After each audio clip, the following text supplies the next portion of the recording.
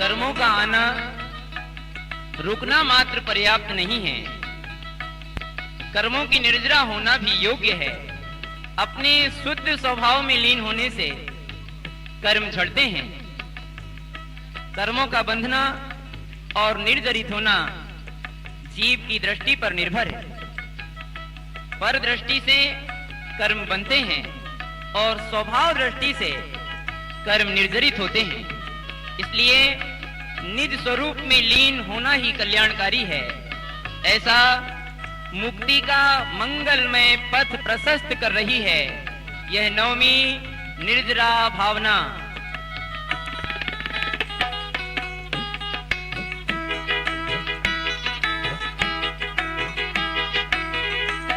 जो कर्म बंधे जीव सत्व में अनादि से,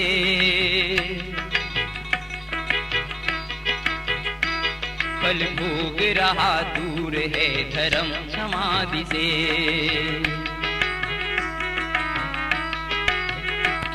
अज्ञान मोह से किया सदैव कर्म बंध,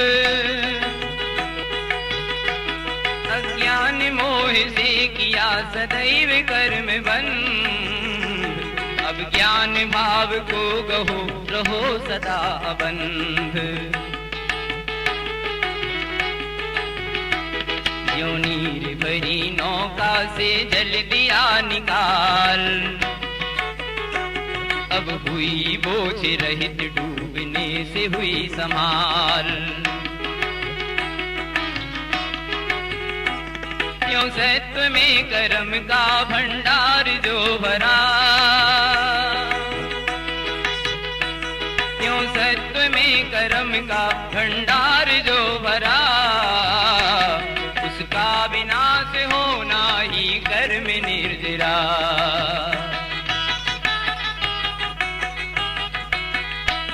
जो चोर समूहों को घर से भगा दिया,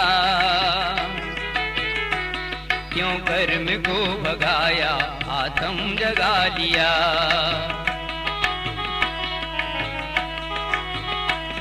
इस कर्म निर्जरा के दो मुख्य भेद हैं।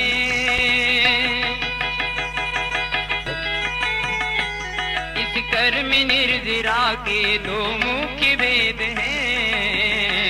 सविपाक और दूजा अविपाक भेद है।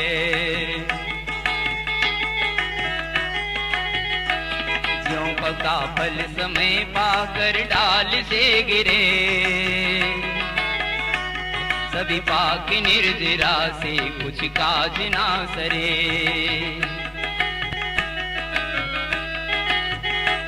फल भोग सहित होती है सभी को अकाम, फल भोग सहित होती है सभी को अकाम। पर मुक्ति मार्ग में यह आती न कोई काम।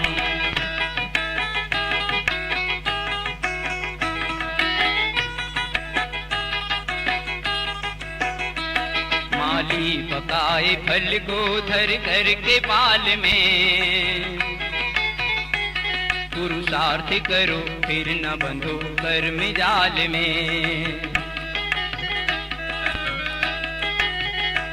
शुद्धात्म लीनता स्वरूप तप सदा करो,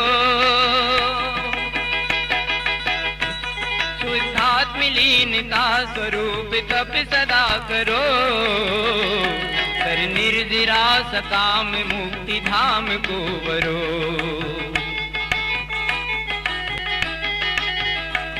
आराधना समारो धर ध्यान की धुरा, होगी तपश्चरण से ही कर्म निर्जरा।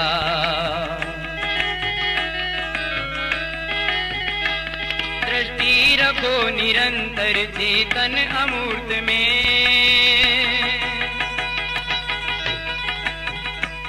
दृष्टि रखो निरंतर चेतन अमूर्त में। जड़ कर्म झरेंगे सब अंतर मुहूर्त में।